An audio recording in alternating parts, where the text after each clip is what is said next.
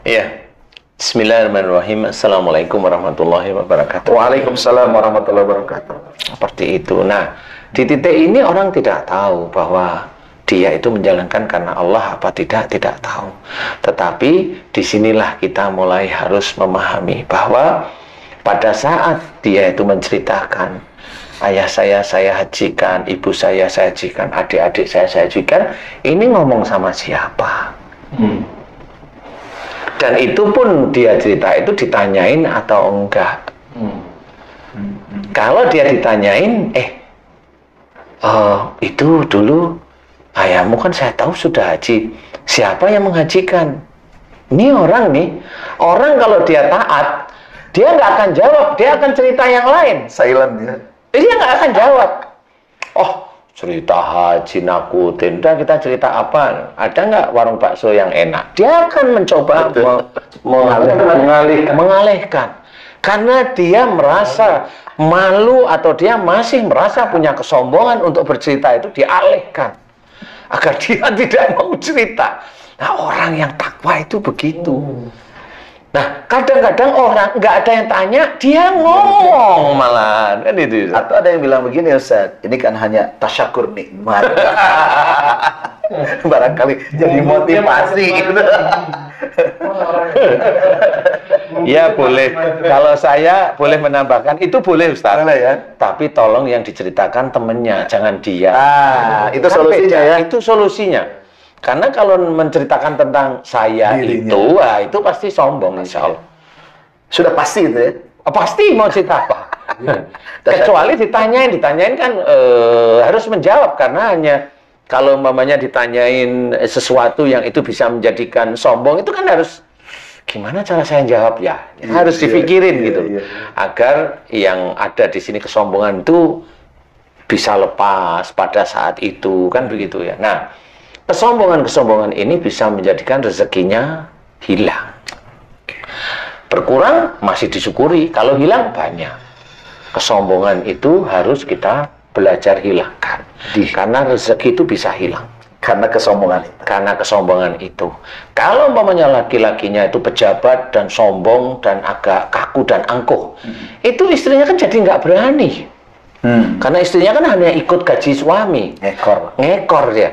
Jadi kalau istrinya itu emosionalnya tinggi, ngasih tahu suami kan nggak bisa. Iya. Ditekan terus, lama-lama istrinya kanker.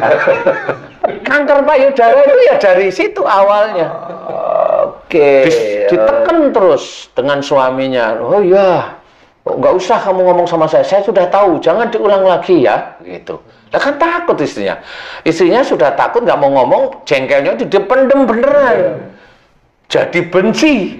Katanya sudah tahu kalau minta diingetin marah. Kalau nggak diingetin, nggak dijalanin loh. Akhirnya kan bentrok terus menerus. Karena apa? Memang di keluarga ini ada yang timpang di hadapan Allah Ta'ala. Si istri itu kalau udah jengkel itu larinya ke benci walaupun diam. Dan tidak mau ngomong lagi dengan suami, jadi istilahnya bersumpah, wah aku nggak mau ngomong lagi kepada suamiku, mamanya. Lah akhirnya itu kan kaku ya. Sehingga suatu ketika di kemo kesulitan. Karena sifat kakunya ini belum dimohonkan ampunan kepada Allah Ta'ala. Nah itu bermasalah, akhirnya uang suami ngalir terus untuk ngobatin istri. Padahal suaminya sebagian uangnya yang besar itu malah dari korupsi lah. Nanti kalau ada yang ngomong, loh itu kan berarti membersihkan uang korupsi. Oh, tidak bisa, itu bukan membersihkan. Lain lagi. Itu malah memakai uang korupsi malah. Nah, kesombongan itu bisa berdampak seperti itu. Sakit khususnya bagi orang sendiri ada. Sombongnya sendiri. Kalau sombongnya ini kan ada grade-grade-nya, Ustadz.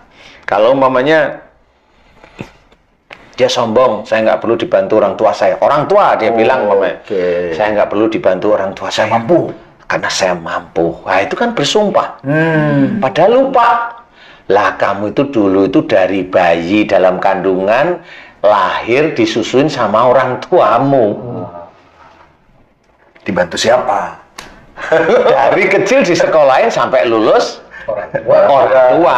Lah yang bantu itu siapa kok kamu itu merasa bantu? Nah, biasanya nanti sakitnya kakinya lemah, ngiwil. Oke. Seperti itu. Nah, itu merasa dulunya itu nggak perlu dibantu orang tua, saya mampu, saya bisa ini. Ah, itu nggak boleh. Jadi dari bawah, Dari panggul itu ke bawah. Ke bawah itu lemas. Ya. Jadi dia harus menapak agak kesulitan. Itu nggak bisa itu diselesaikan dengan ilmu saraf, itu nggak bisa. Silakan. Karena itu ilmunya adalah ilmu malaikat yang hanya patuh kepada Allah Ta'ala. Kita balik lagi kepada akhlak tadi sebetulnya. Sebetulnya pada akhlak itulah kuncinya. Karena bermula dari Sombongnya itu, akhlak buruk itu tadi, benar.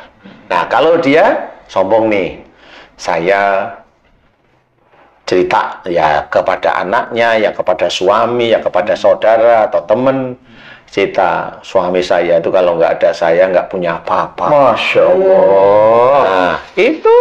Dan kalimat itu kan nggak cuma sekali, 2 kali, 10 kali, kan sering.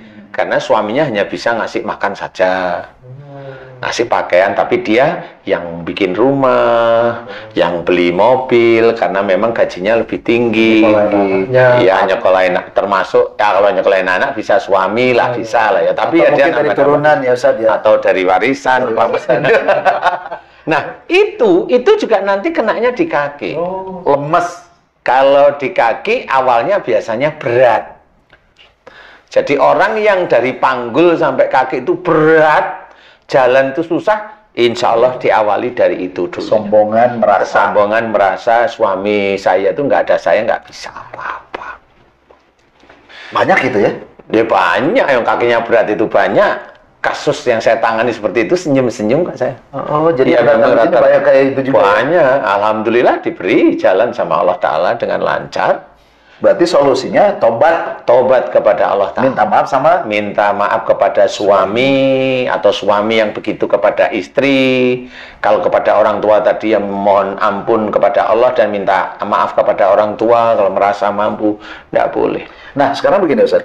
Ini misalnya si istri ini merasa mampu, kan gitu kan, sehingga mengatakan kalau tidak ada saya atau suami atau keluarga ini nggak bakal maju nih. Nah, tapi dia tidak sakit gitu. Nah, kira-kira nih kedepannya apakah akan mengalami sakit atau nanti di akhirat? Oke, ini lebih dalam ini sudah. Jadi sakitnya itu kan tidak mendadak, Ustadz.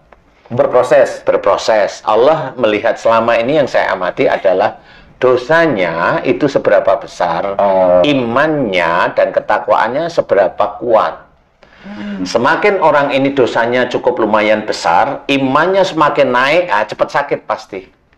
Oh, justru bersyukur dong kalau begitu ya, karena langsung diingatkan. Nah, cuma orang Muslim itu yang begitu nggak pernah tahu. Itu masalahnya ya. Nggak pernah tahu, karena banyak orang Muslim yang saya sakit bukan karena akhlak saya kan baik. Gitu. Atau dia bilang begini, saya kan lagi dicuci dosanya. Iya. berarti